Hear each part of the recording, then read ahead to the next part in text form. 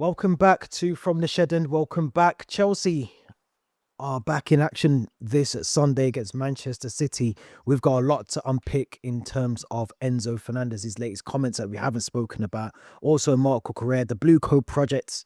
Is it failing us as Chelsea fans as well? There's a lot to talk about. Oscar's retirement. Before we get into any of that, Theo, how you doing first of all? I'm good. Yeah, it's been a very warm week in London actually. This week we had 25 degrees on Wednesday, but then there's only London as a city in the world where you can go from 25 degrees on Wednesday to 11 degrees on Friday. I think that's just sums up London in a nutshell when you get to this April May period of the year. And still plenty of Easter eggs, leftover Yeah. chocolate in the cupboard to enjoy over the next few days as well. But like we just spoke about offline, I've kind of enjoyed watching the football sometimes when it's not always Chelsea involved. It's been quite nice just to kind of watch it from a neutral point of view, unless Arsenal are playing, and then you're just supporting any team that plays Arsenal. Yeah. But yeah, it's been a good week. How are Yeah. you doing? No, I'm good. I'm good. Busy one, as you know, half term for me. So yeah, it's just kids, and spending money. So it's it's a little bit of a break, a joy to be just sat here doing this. To be fair, not having to sort of deal with the kids. So I'm happy.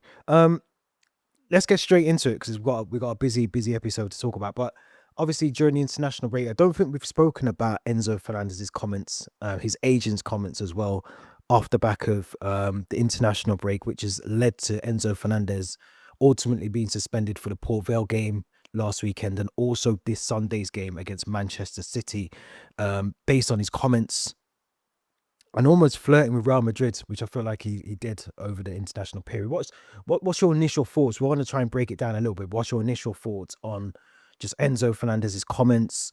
Was he right to come out and do it? Is the punishment too harsh? I think if you actually break down word for word what he said, it's actually not as bad as people think. He just said that one day he'd love to live in Madrid. It's a city that he really likes in terms of the culture, the food, and it reminds him a lot of Buenos Aires, which actually, when you think of it like that, it's actually not that bad, especially as someone who speaks Spanish. Mm. You kind of maybe make that link. And we've always said it as well with these kind of Hispanic players, they kind of dream of living in Spain, playing in La Liga. But for me, what's so poor is the timing of it. We're coming into this make or break part of the season after the international break in March, where we've still got so much to play for. Top five still not guaranteed, and we're still competing in the FA Cup, and we're through now to the semi-finals. And it is kind of obvious, I think, that even after I think it was the PSG game, not even during the international break, but after that PSG game, he kind of said that he's still unsure about his future and he's going to sort it out maybe after the World Cup. And his focus is on the end of the season, going on international break and playing in the World Cup, which didn't really kind of bode well with a lot of Chelsea fans at the time either. Um, so yeah, I think the timing of it was so poor. I can kind of understand it, maybe from his perspective, but maybe just deal with all that in the background. Don't make it public. I kind of I've always got this feeling that a lot of players, when they go into on international duty, whether it's Cole Palmer, whether it's Enzo Fernandez, whether it's Marc Cucurella, they're always going to get someone kind of in their ear from one of their international teammates, maybe another player's agent, maybe someone who's linked to another club, kind of murmuring to them, the grass is kind of greener on the other side. You should maybe join Madrid. You should join Man City. You should join Barcelona, whoever it is. And yeah, and then I think Rosenior and the club kind of mentioned that he crossed the line and it kind of didn't kind of go down well and kind of defy the values and the culture of the club, especially given his leadership role as vice captain. As a result, he was handed a 2-match internal suspension where he'll be missing, well, he's already missed it, the FA Cup tie against Port Vale, which I think he probably would have played a part in, given he Mm. kind of just returned from international duty, similarly to Caicedo as well. But the big one's obviously Sunday's game against Man City. And if we remember in that reverse fixture, he scored the very last minute equaliser. So he is a big player for us. And since then, he's apologized internally. And it seems like the situation's been smoothed over. And now there's even talks about him wanting to renew his contract with Chelsea. But I still think there's no fire without smoke in a way. And there's no smoke without fire. And I think he'll definitely kind of there's rumors might kind of revive in the summer. I listened to John Obi Mikel's podcast, I think midweek as well, and he was very, very harsh on Enzo Fernandez, almost told him to F off. And if he doesn't want to be at the club, then he can leave.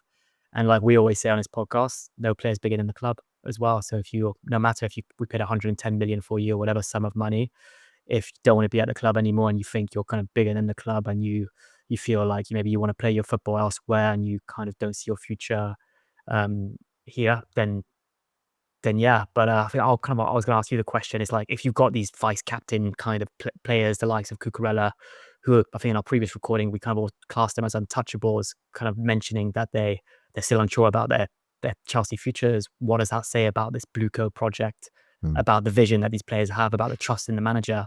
I think it's kind of it's very telling of that as well. Yeah, I think it's a case of the dressing room is definitely split, and I feel there's certain players that are happy to be at the club. They're happy to just be here, and then you've got players like Reece James and Trevor Chalobah that they know what it means to come through the ranks at Chelsea. But you've got some players that they are going to use Chelsea as a stepping stone. They don't want to end their career at Chelsea. They don't want to be here and playing the football that we're currently playing as well. We've got to factor that in. Because originally when I heard the comments from Enzo, and this is probably why I should never record a video straight after hearing something, because in the heat of the moment, you are just going to say F off or get out of the club because that's what you think. But in hindsight, when you look back on it, he's saying that Luka Modric is one of his inspirations. He's saying that Madrid is a brilliant city. He's not wrong in any of those things. Like those two things are, Luka Modric was a brilliant player, and I can see why he'd be inspired by someone like that. Now, obviously, he is flirting with the club a little bit with Real Madrid, but I do think it shows there's a lack of trust in Liam Rosenior. There's a lack of trust because if players are coming out, and we're going to talk about Cucurella in a minute as well, but if there's a lack of, respect, just casual respect, just not almost putting certain players or certain conversations out there, in the domain that everyone can hear and see what's being said. I think that's something that Enzo Fernandez could have just said in a different way. And I think sometimes, language is obviously interpreted differently in certain parts of the world or whatever, but I just think he didn't need to come out. I agree with you. The timing was off, but I don't disagree with what he said either. I don't blame him. He's been here for how many seasons now? Nothing has improved at the football club. Nothing has improved. We brought in dross players. We brought in bang average players for big money.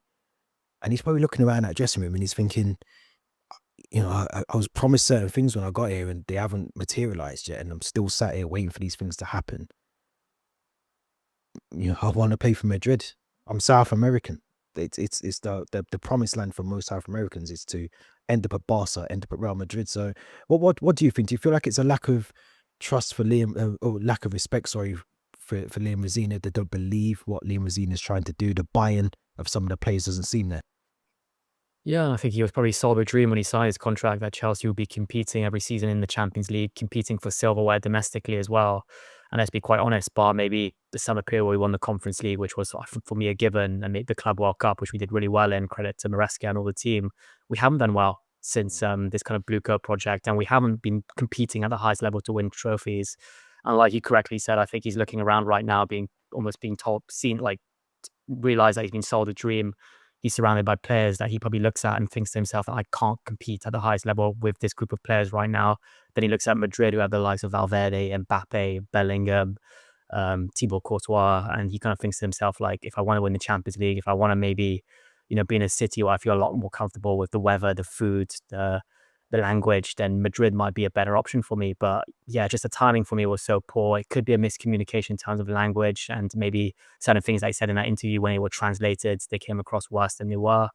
And his agent, actually, Javier Pastore, who we know quite well from his time at PSG, Palermo and Roma, mentioned that we're now on the same page with Chelsea. We've made peace yesterday. There were never really any problems. We cleared the air. His statement, well, without any intention of causing problems at Chelsea, he's the captain, one of the team's leaders, and he's shown the best form on the pitch this season. That's what he told Top Mercato. There's also been kind of some rumors that a lot of Chelsea players are trying to kind of get him to play in that Chelsea-Man City game because they know how much they value him and how much of a player he is, and how important he is. But like I also say, I think no player's bigger than a club. And we kind of were on the same page when Lukaku gave that interview, kind of wanting a return back to Inter, and we kind of thought to ourselves, like, what on earth is he doing? And is what Oscar said that much different? I'm sorry, not Oscar, Enzo Fernandez. I feel like it is, though, a little bit. I think I do. Like I said, when I first did the video, it was a heat of the moment video, and my reaction was get out of the club. You're no different to Lukaku at that time. But when I sat down and I thought about it, yeah, it's like being in a normal job and you're working your ass off every day. You're the one that's kind of being given all the work. You're doing it. You're not really getting credited for it. Everyone's getting credited for it. But then you see another company that you're doing exactly the same job for, and you want to go over there and work. You want to be sort of valued. You want to be able to win things. You want things on your CV that are going to look better for you. So I get it a little bit. Like, I do get it. I just, for me, one thing as well is that I don't know if you remember off the back of the World Cup and obviously that controversy around the song and all the rest of it. There was no reprimand for that. There was nothing came of that, really. In fact, I think he was given the captaincy armband off the back of that. So it just, for me, I look at the backwards from the sort of banning him for the games that he was never going to play against Port Vale. I mean, I think we can all say that, but Man City's a massive game in the grand scheme of things, and are Chelsea fans and some of the Chelsea players almost being, punished for his comments? Because if we lose that game on Sunday, and this is a question I'll ask you, if we lose that game on Sunday, are people going to point the finger at Liam Rosenior or whoever made that decision to not play him? It's a good question. I think Chelsea fans will always find excuse no matter what the defeat. I think whether it's Lavia or Andre Santos or Esuga that plays alongside Caicedo in midfield, they'll probably point the finger to that person, thinking, "Oh, Enzo Fernandez would have done that. Enzo Fernandez would have done a better job." But yeah, it's been I think it's the right decision. I think it goes to show that no player kind of, when you're under a contract, you represent the team, and that's not just representing the team when you're playing for them, but also an international duty. You're almost like an ambassador for your team, and it's almost like an employee just bad mouthing their company on LinkedIn or on Twitter or on Facebook. In a way, it's not a good look. So yeah, I think the ban I think is right, but I just feel like, why is it not a 1-match ban? Why is it not a 3-match ban? Why does it have to be 2? And why does it have to be for those 2 games? Port Vale, I think he would have not played, like we said, but the Man City one is just such a big game. But yeah, I think whoever kind of plays ahead of him, I think will make a good point. Will kind of need to prove a point, and it was good to see him, I think, at Stamford Bridge for the Port Vale game. I think he was sat behind the dugout and he looked in good spirits You as got a lot of well. stick. So You got a lot of stick for smiling and joking okay, around. yeah, Yeah, there was a lot of stick online about the fact he was always cracking jokes with Cucurella and, was coming back with cups of tea. I think it's like you said, Chelsea fans will moan about anything. You're yeah, 7-0 up that, against Port Vale. You're still finding things to moan about. But the question, before we move on, does he walk back into the team against Manchester United? I think he does. I think he does. I think the ban is there, the suspension's there to kind of, for him to kind of serve his time and being punished in a way. But if we remember when Lukaku got, I think, punished after his interview, I think he came straight back into the team against Aston Villa and scored a goal or a brace out of Villa Park. So I think Chelsea, football fans in general just have short memory in a way. Yeah, So I fickle. think if he comes back, they're fickle. If he comes back on this next Friday against Manchester United, has a good performance, scores, all of this will be forgotten until the summer, maybe when these rumours kind of pop up again. But yeah, I think it's going to be. I think it's definitely not the end that we'll hear of this. I think the kind of rumours and this transfer saga will kind of recommence post World Cup. Yeah, I agree. But then it pose the question for me: why are we letting him sit out the City game then? Because for me, I agree with you. The 1-match ban is probably the best thing. I think Port Vale. It made sense for him to sit out the Port Vale game anyway, but to not have him in that City game is a massive test. We'll talk about City later on, but Marc Cucurella also came out, another senior player who is very visibly frustrated from the fact that he has, and I'm paraphrasing here, but he's come out and said that basically the senior players in the squad are being let down because we are signing players that are very young for this project, and it is impacting the number of senior players that we don't have in the squad to go on and win things currently as it stands for now. That was very badly put, but he didn't say it in those words, but that's kind of what he was, the crux of what he was saying. Is there a bit of a sort of, I don't want to say double standards, but it's almost like, Marco Correa can come out and almost badmouth the club or badmouth the project and still be, I think Liam Rosenior was asked this last week, that they had a conversation for half an hour last week and cleared the air and it was fine. The ban was for Enzo because of almost linking him, to Real Madrid. But I feel like both things are kind of in the same basket. I feel like they're both, you're still talking about the current squad, the current sporting directors, the current ownership, the manager. talking about Enzo Maresca, I think he mentioned, he was surprised and disappointed. I think Enzo said the same, that they were surprised and disappointed, and things have changed since Enzo Maresca's gone. Is it not the same thing, but just wrapped up in a different way? I think they're very similar, and I was actually very surprised to see Enzo get punished and Cucurella not get punished. And maybe with Enzo, it was a case of he got a warning after what he said after the PSG game about his future still being uncertain, and then he goes to international duty and kind of repeats those comments in an interview with, Right. I think it was an Argentinian broadcast company. But yeah, I think maybe Cucurella, whatever he said, it was sorted behind the scenes, or he apologized. Whereas then maybe Enzo Fernandez, there was more of a lengthy time before he apologized and the discussions that took place. But then again, if we break down what Cucurella says, he's not wrong either.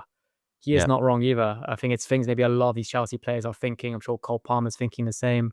I'm sure Caicedo, Robert Sanchez, Levi Colwill are all thinking the same. But I think as soon as you make it public, then it almost kind of feels like these players are betraying the club because they're saying it on international duty, maybe with their international teams in another country. Um, but since then, it's quite funny to see that Chelsea have kind of been rumored to be targeting Premier League proven players in the summer now. I think it was even The I nearly Athletic that was choked on my reporting coffee. it.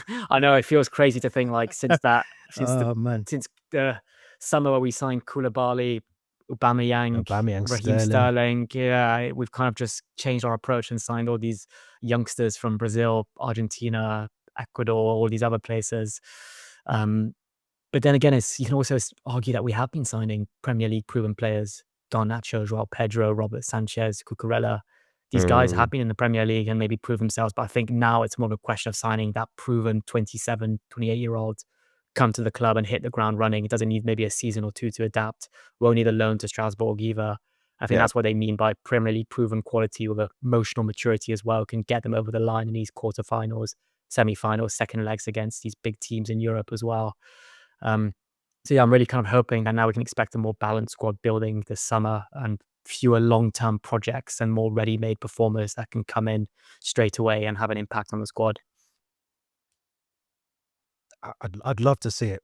Yeah. I'd love to. I'd love to believe it. I just maybe just off the back of the last 3 seasons, because you're right. We brought in Aubameyang, Sterling, Cucurella, and they are Koulibaly as well. They are proven players. You know that when you that I'm not saying it's a spine at all, whatever in any way, shape, or form, but it's a step in the right direction to kind of what you want to build.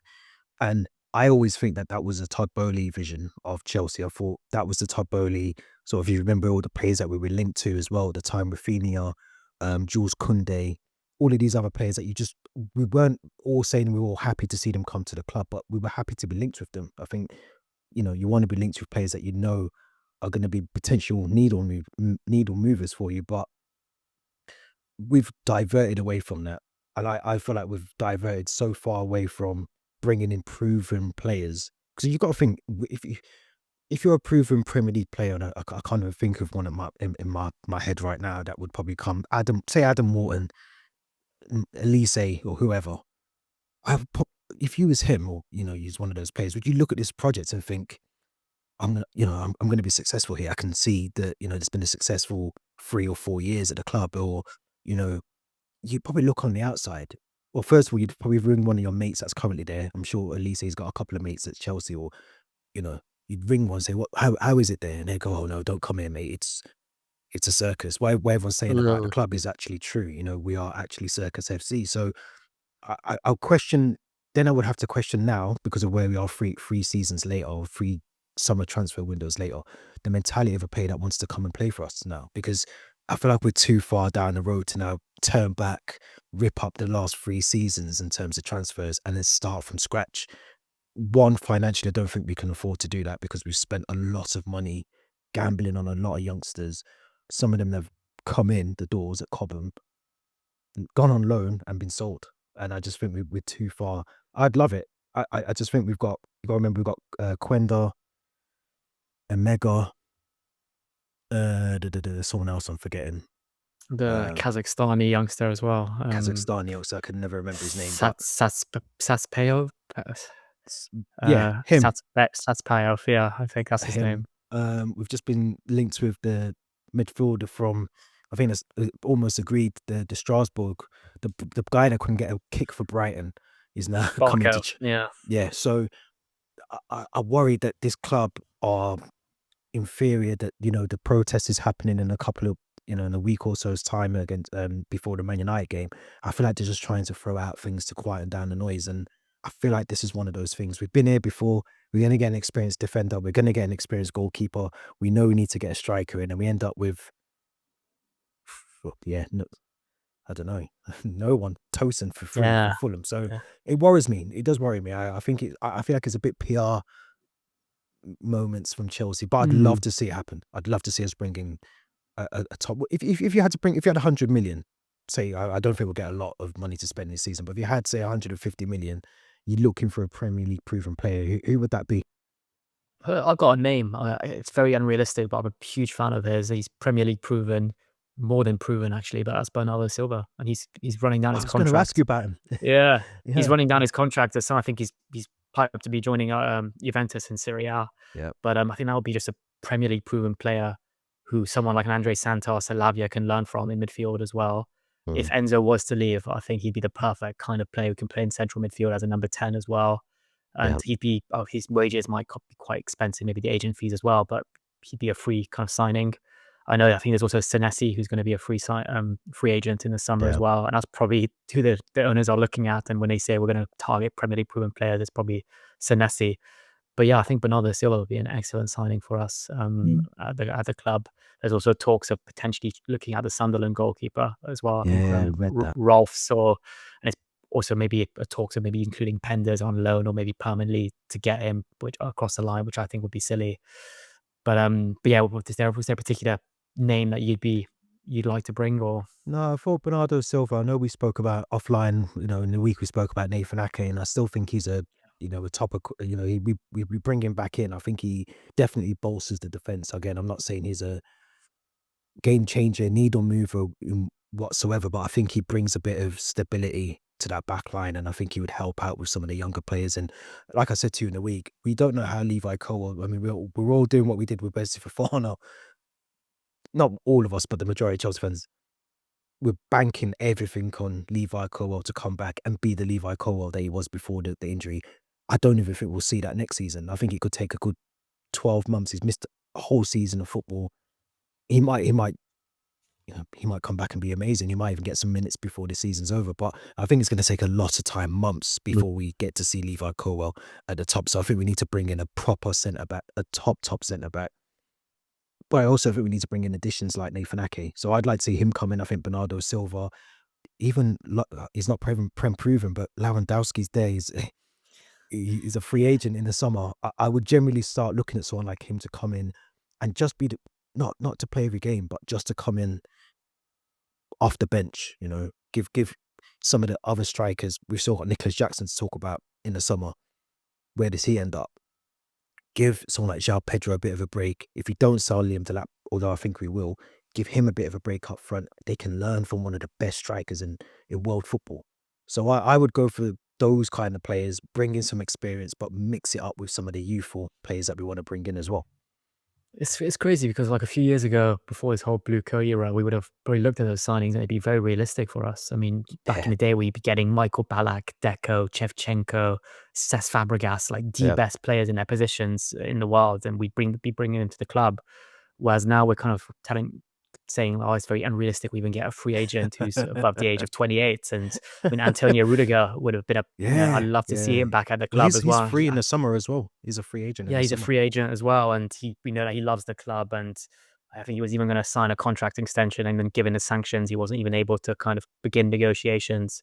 Then both him and Christensen left as free agents, but I'd love to see him back at the club. Just have that experienced centre back alongside a Chalobah, a Fofana, a Levi Colwell. Even if Thiago Silva doesn't come back as a footballer, but in some kind of coaching capacity, I'd love that as well. But yeah, these are the types of signings we need to start thinking about. Because you don't win trophies with young teams. You win trophies with balanced teams that blend experience and youth. You look at that 2012 Champions League squad. We had Lampard, Terry, Drogba, but we also had Mata, Sturridge, Bertrand, Romeu, these youngsters as well. Yeah. Yep. So yeah, it's going to be an interesting summer, I feel. Got a question for you. Yeah. You're gonna hate me for this, but Axel Disasi. playing well at West Ham. We've got to give him his credit. I mean, we've slated him a lot on here, and he's got a lot of stick from Chelsea fans, but doing really well at West Ham. Is there an argument to say that he's working himself back into the Chelsea lineup? There could be. I think when we did our kind of keep, loan, sell, we both had him in our sell category, and we're saying he's putting himself in a shop window. But credit to him, he's really looked after himself. I think he's slimmed down, he's lost weight, he's really focused on his mobility, and he's looking probably better than any centre back at Chelsea right now. Yeah, exactly. I mean, since he joined West Ham, I think their form's really kind of picked up, and I'm almost glad we're not playing him in semi-finals of the FA Cup, because I probably fancy West Ham to knock us out at this stage. But yeah, there could be a chance of maybe us signing this, keeping the Sassy. I've actually got a list here of all of the strikers that are out of contract this summer. Seeing this, there's not many on there to pull out, but I'm gonna list like 5 or 6, and just maybe tell me if you give them a miss or if you maybe like to see them at Chelsea. First name is Dusan Vlahovic. I think that ship sailed. But I'd say no to that one.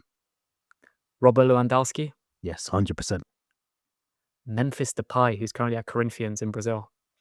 No problem. It's Garnacho all over again. No, Sadio Mane at Al Nassr. Now, he was one that was on the list, and I did raise my eyebrow a bit like Carlo Ancelotti. I'd probably take him. I think I'd take him. I like that one, yeah. Mauro Icardi at Galatasaray, who I think is second choice now behind Osimhen. I haven't seen much of him for a while, so based on what I used to see of him, yes, but I haven't seen him a lot whilst he's been in Turkey. So yeah, I don't know. There's a big list here. The last name I'll say is Paulo Dybala, who's currently at Roma. No, he doesn't score enough goals. I think again we'd struggle to fit him into our squad and game to play the one where we needed to play. I love Lewandowski. I've always liked Lewandowski, and I remember reading this article how I think his wife's a nutritionist, and he eats his meals in reverse order. So has the dessert, the main course, and the starter to supposedly digest it better. And if you see a picture of him, the shape he's in is ridiculous. He's lean as anything. He's lean. He's really lean in terms of, I'm sure, I think he's maybe 37, 38, but he's probably similar to Ronaldo. He's probably got like the body of a 25, 26-year-old at this rate. I think he could play for another 3 or 4 seasons. And I don't mean that in a sort of disrespectful way to, I'm not taking the piss or anything. I think he generally could go on and play to a good level, good standard of football, if he keeps himself in the same shape, if he's not playing week in, week out. But like I said, if we're bringing in a mega, we've got João Pedro, even just learning from someone like Robert Lewandowski for 2 seasons will elevate them even more to where they need to be as well. So he would be top of my shopping list. If he's on a free as well, I would be going all out for him. Lewandowski, Rudiger, and Bernardo Silva. There we go. Those are 3 kind of summer sightings in our. Those are our picks. With Mike Penders, I really want to see Mike Penders. Yeah. I'm sick of sort of every season we're having, not us, but as Chelsea fans, we're having the same conversations around who's going to be our goalkeeper next season. We should already have that. That should be your nailed down, certified position on the pitch. You need someone who's going to be confident in goal, who's going to be regularly in goal. Sanchez has done well this season, but I want to see Mike Penders. And I want to see what he can do next season. And it would be a shame to lose him without even getting the opportunity to see him as, on a regular basis at Chelsea. Absolutely. I really hope he can kind of prove that he can be that new Courtois for us, that Belgium Courtois, and cement himself as our first choice. Maybe give him a season alongside Sanchez, sell Jorgensen, and then maybe gradually kind of phase Sanchez out and have Penders as our first choice. Yeah, let's hope. Let's hope. Let's move on, because obviously 34 years of age, Oscar has officially retired this week from football. He had returned to his boyhood club, Sao Paulo, but he obviously suffered a terrible collapse during the fitness test in their training center in November, where he spent 5 days in the Albert Einstein Hospital, which is part of the ICU. And he was diagnosed with a heart condition, sudden drop in his heart rate and blood pressure, causing a loss of consciousness. Massive cardiac risks around that, continuing to play football. We know that's kind of a more common thing now in football. There's been a couple of cases across Europe over the last couple of seasons as well. A shame for Oscar, 34 years of age, another player that could probably get into the Chelsea squad today if he was asked to be called up. But really, really good play for us, and one that we almost felt like we I think he won 2 Premier Leagues, a Europa League, I think, as well. So Yeah. it felt I like he think he's almost unfinished business with us. yeah, 2 double Premier League winner with us, League Cup winner in 2015, Europa League winner in his debut season. And I think it felt quite similarly to what happened with Sergio Aguero when Mm, he left to Barcelona. He had, I think, heart issues that forced him yeah. into an early retirement. But I think really underrated career, Oscar. I think we always talk about Mata, Hazard, Willian, but I think Oscar, maybe because he left maybe slightly earlier than we would have liked him, so that big Yeah. money move to Shanghai, Yeah. where he spent a large chunk of his career in China, and he seemed to really enjoy his football out there and life with his family in Shanghai. But yeah, over 200 appearances for the club, formed a really good partnership with attacking partnership with Mata and Hazard. I think that 2013 kind of season we called them Massacre, the three of them, and yeah, they were definitely a really kind of formidable attacking trio. And I just remember watching him before he signed for Chelsea. I was fortunate enough to get a ticket for the final of the Olympics in 2012 in Yeah. London. It was Brazil against Mexico, and he played for Brazil. And I think he might have assisted, I think, Hulk's goal or had a really good game despite Brazil losing. And then I think it was confirmed that we'd signed him from Internacional and he joined Chelsea. He's still very young when he joined, really, really young, but had an impact in his Champions League debut where he scored that brace against Juventus. Really good second goal where Gianluigi Buffon was just absolutely shocked and he just seemed to just pirouette around Yeah. Andrea Pirlo. I think that's my And that, favorite Oscar moment, to be honest. yeah, yeah, I think that one and I think was it the inside of outside of the boot shot against QPR from like an impossible angle. It was a Yes. really good one he scored, and then I think from Uh, the halfway line against Shakhtar Donetsk as well. There were a few goals. But yeah, I really liked Oscar. I was really lucky actually to meet him once, and he was really, really friendly, really smiley. Um, I think he's yeah, like you said, he's 34, but he's still got the mm, face, like he's got a baby yeah. face like me. I feel, doesn't he? Yeah. The baby Um, faced assassins. the baby face assassin, exactly. But yeah, I really hope he enjoys his retirement now. It'll be great to see him just come back to Stamford Bridge one day and just Mm, get the reception and the farewell he deserves as well. And I'm sure now that he's got more time on his hands, he's no longer playing football. He might just have a few trips to London, like Eden Hazard has with his family yeah. as well. But yeah, absolute joy to watch in his prime, and wish him a good retirement now. Yeah, 100%. I think he definitely deserves it. I'd love to see him go into like a coaching capacity somewhere because I think I always wonder, 34, you still got, a good, we've just spoke about Lewandowski, could go on to play till 40. Some players, they just, like from a mentality perspective, it must be mental to go from playing football every day, training every day, to then suddenly stopping. And well, that's all you've known for all your life. All you've known is to get up, train, play football, for 10, 15, 20 years of your life and then to suddenly stop. So you'd love to see him in a coaching capacity somewhere. Maybe even one day. You'd like to think he's maybe been doing his coaching badges and, he's been looking at that, maybe punditry or whatever. But I think, yeah, staying in football would definitely be ashamed to see him fizzle out and never hear about him again. And then, Um, you hear about him in 20 years when he turns up at some sort of like Brazilian legends game somewhere and just, yeah, you'd want to see him still in the system of football because I think he was a brilliant player to watch and just electrifying on the ball. And I agree with you. I think he's one of those players that we always talk about Hazard, Mata.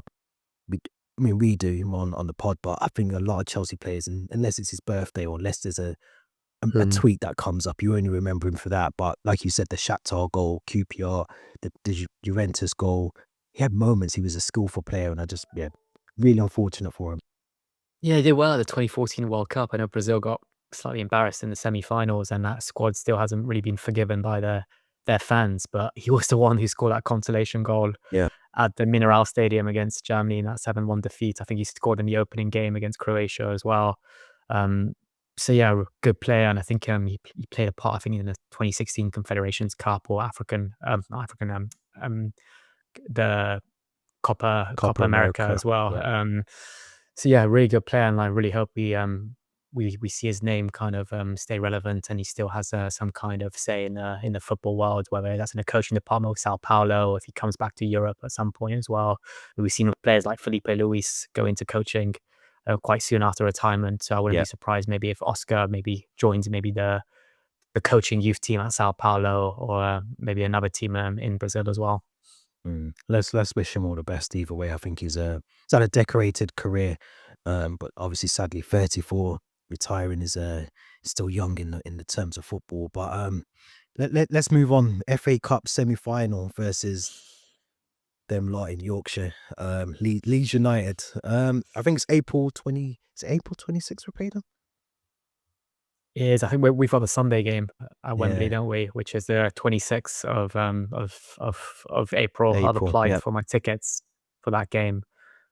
It's going to be a big one, really big one. it is. I feel It, like some people who aren't familiar with this rivalry, yeah, it's all rooted in the 1960s and 70s, that famous clash in the 1970 FA Cup final, which is still kind of branded today as one of the most physical games ever. And I think it was Gary Lineker and Alan Shearer saying that if that game was played today with VAR, I think every player on the pitch would have gotten a red card almost. there was a bit like that game in I think it was Brazil where there was like I think everyone got sent off. There's about I think it broke the record for the amount of cards. I think Leeds Chelsea, if it was played now from the 1960s, would definitely top that because it was a really, I mean, I wasn't alive for it, but just from reading about it, watching clips, it was a very violent game, like a very historic game for potentially the wrong reasons. But it's one that I feel like we're one step away from the final, and Mm, I feel like this is a moment for Chelsea, Liam Rosenior, to sort of just again silence some of the sort of outside noise from fans or from pundits and just give it their all for the rest of the season. But this is a Leeds team we haven't beaten this season. yeah. We're coming up against them for the third time. We didn't beat them in the Premier League, I don't think, home or away this season. I, I'm worried. I'm worried. Yeah. I seem to remember that kind of December fixture before Ellen Road. I think Daniel Fark was on the brink of getting fired. And then they managed to get a 3-1 win against us. And next thing you know, they go on this run and then they get a jammy 2-2 draw at Stamford Bridge, I think back in February time. And February. Yeah. yeah, and since then they've kind of just been just getting grinding results. And I don't think anyone has them in that relegation battle quite yet. So it's not just a semi-final; it's a historic high-intensity rivalry, and we want to win this one. I think had you told us before, as before the FA Cup journey started this season, that we'd be playing was Charlton, Hull City, Wrexham, Port Vale, then Leeds before getting to the final, we'd happily take that all day. But we can't underestimate these teams. I think Leeds will go into this as the underdogs. They'll be well up for it, and like you said, we haven't beaten them this season. So we've got to prove ourselves now and beat them when it matters now in the semi-finals at Wembley. And it's a chance for us to maybe turn what's been a very disappointing season into a relatively, I wouldn't say successful one, but a season where we can be actually like, okay, maybe we push for top five or we got top five and we won some form of domestic silverware. And FA Cup's a big one. I think we both agree that we'd rather win the FA Cup than the League Cup. And now that we're in the semi-finals, we've got to get to that final. So last time we were in the semis was against Man City 2024, I think. We lost 1-0. Bernardo Silva scoring a goal, actually. So this time we want to go one step further, get to the final. And we've actually won the last 3 finals we've been in consecutive years, 2020, 2021, and 2022. Yeah. So this time if we get to the final, whether it's Man City or whether it's Southampton, we've got to just go all out and win that one. Yeah. I think it's going to be a massive game against Leeds. I think, Yeah. Leeds, with semi-finals well, you got to see the last round of the FA Cup, there was a couple of shocks in there. But I think with the FA Cup, when you get to this point, and even when we played Port Vale, I said last week that, I think my predicted lineup was very strong because I think at this point in the competition, in the tournament, I would be, I'll be going all out to win it. And I think more so because I think Liam Rosenior needs it. I think he needs a trophy at the end of this season. I think he's coming off the back of what Enzo Maresca's done, and I thought he was doing a really good job to a certain point. But I don't think Liam Rosenior can just sort of ride out the time, the fact that he's only coming bit way through the season and think that that's okay, maybe just getting top 4. No, I think when he took over, we were in 4 trophies. We were in the Champions League, the League Cup, FA Cup, and we weren't in contention for the Premier League, but anything can happen in the Premier League at that point in January. So to walk away with no trophies and just to get top 4, top 5 to me isn't good enough. And I think he has to go for this FA Cup. It's almost like the thing that might buy him a little bit more time. Obviously, he's going to get the start of next season, but it might buy him a little bit, a couple of extra months on top of that next season if he wins the FA Cup.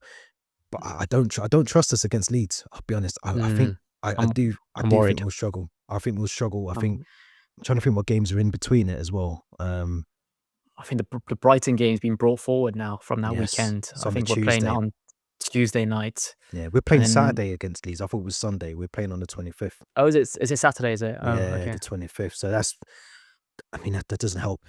doesn't help us at No. all. So we've got City, United, Brighton, then we've got the FA Cup Saturday the 25th. Then we play Nottingham Forest on the Monday of the 4th of May.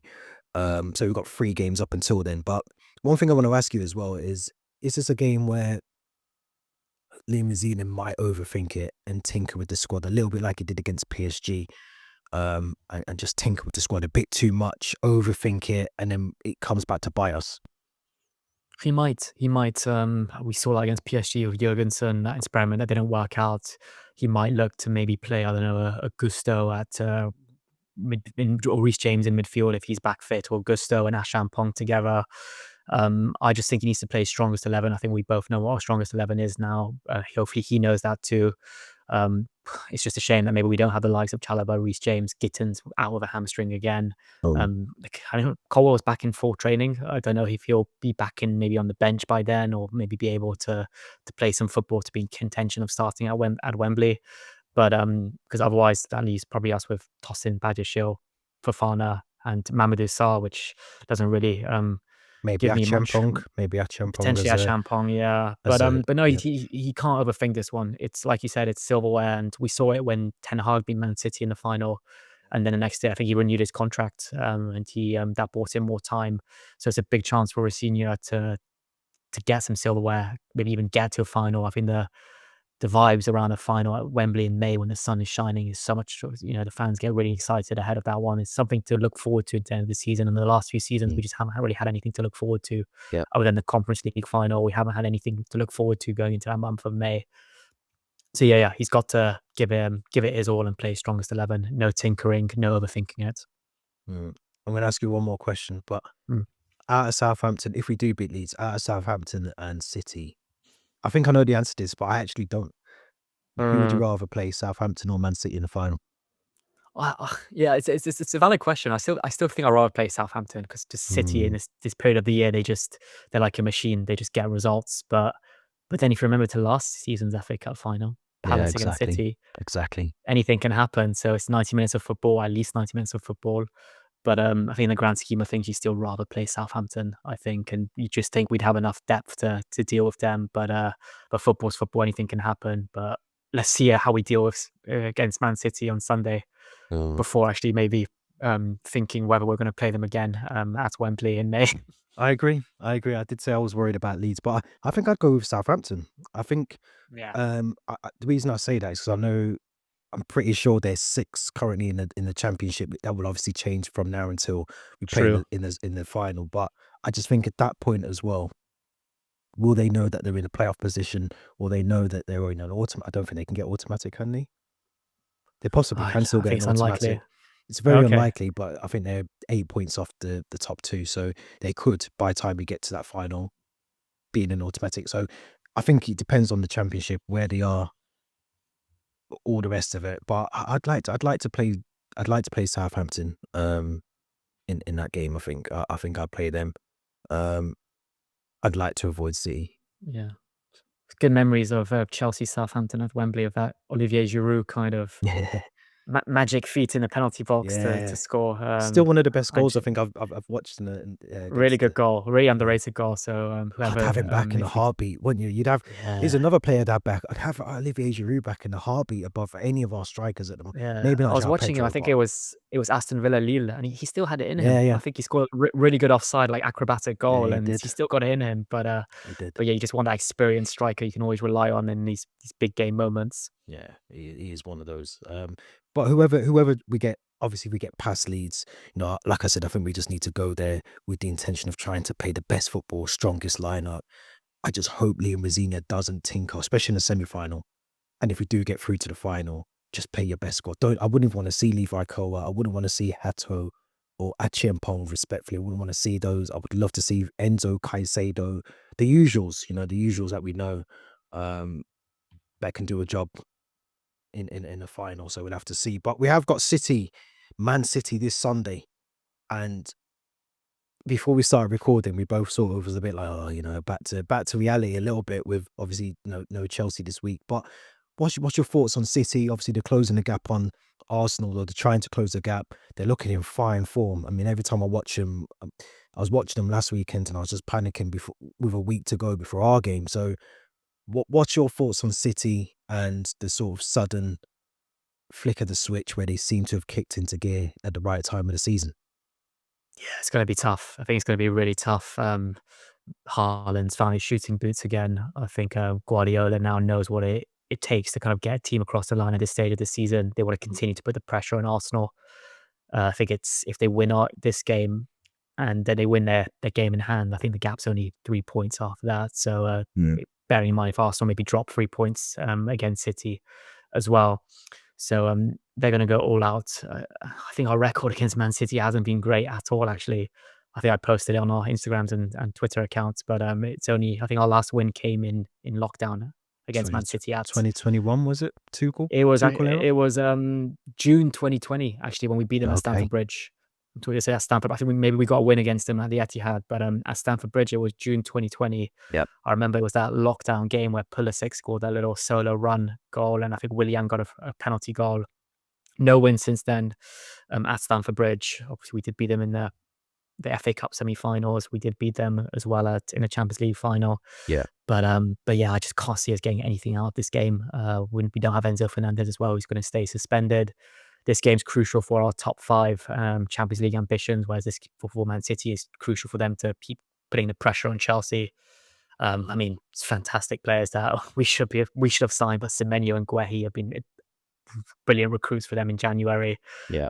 Players that I just almost feel like saying, why were we not looking at these guys? You know, they would have made such an impact on our team, Premier League proven as well.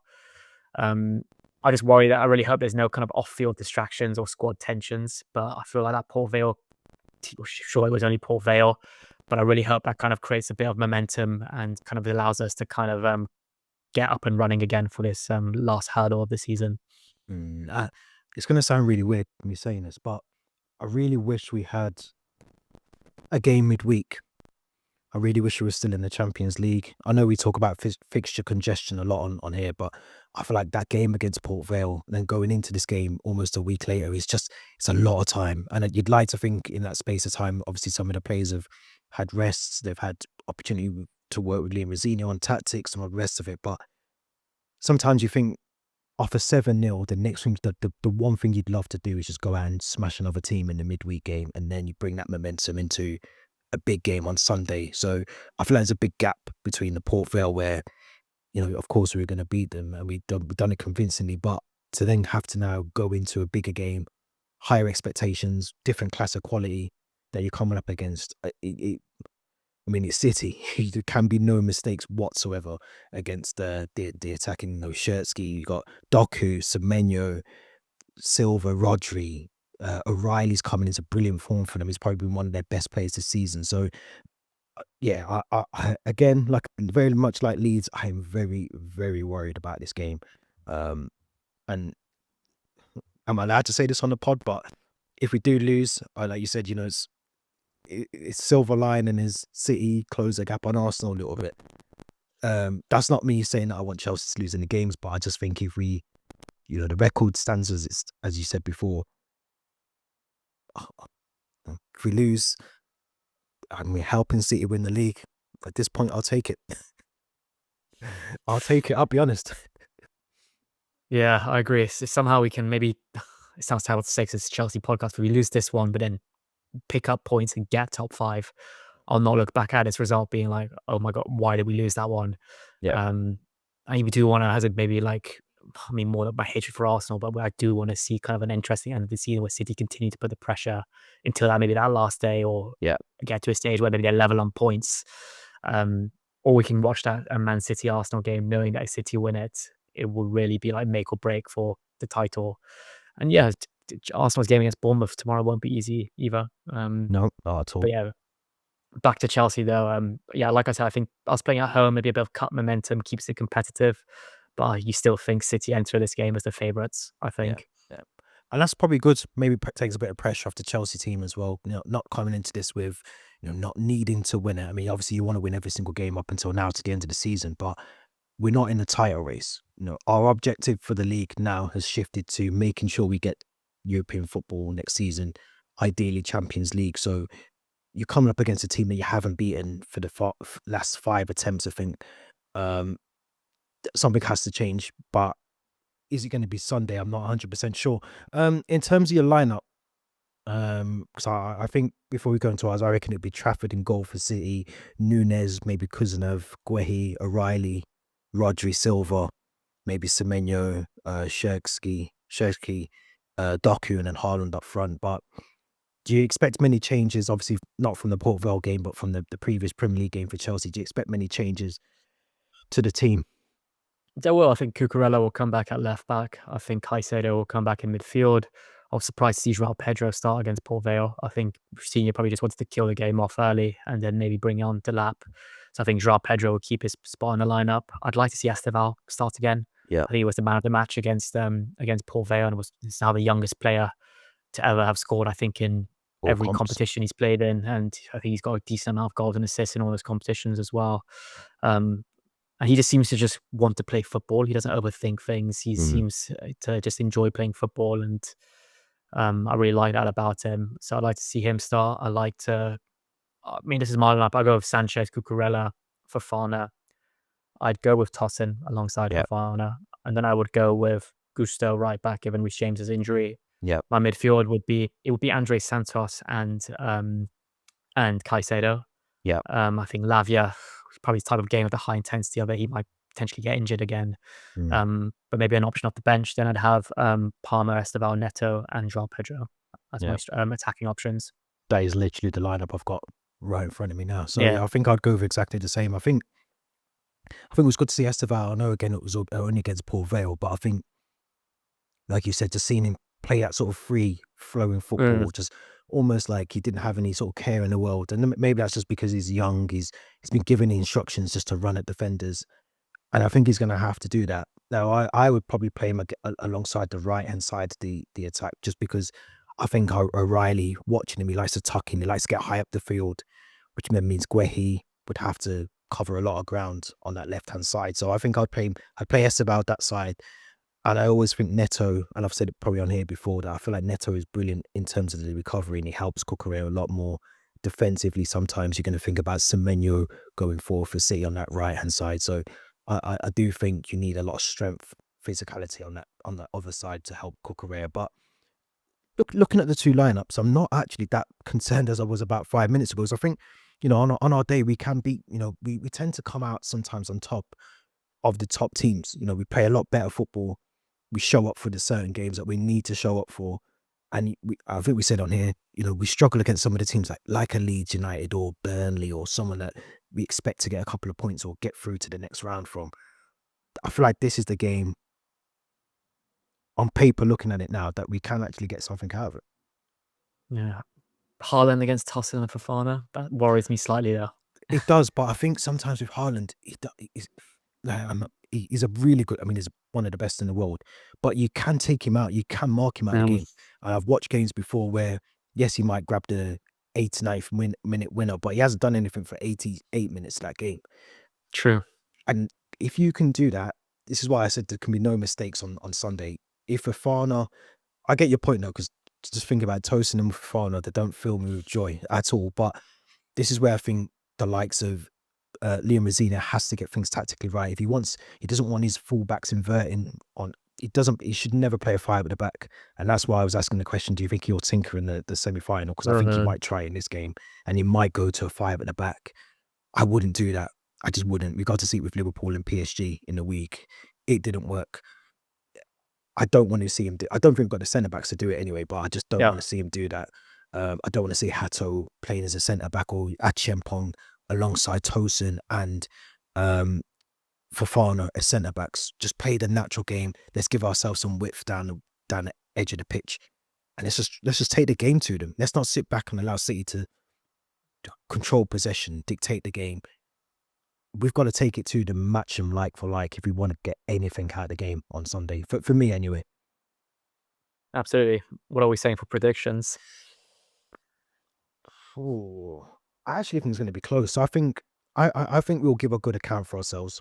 In my heart, I want to say 1-1. I'd take a 1-1, maybe a scrappy 1-0. I generally think it will be 2-1 to City.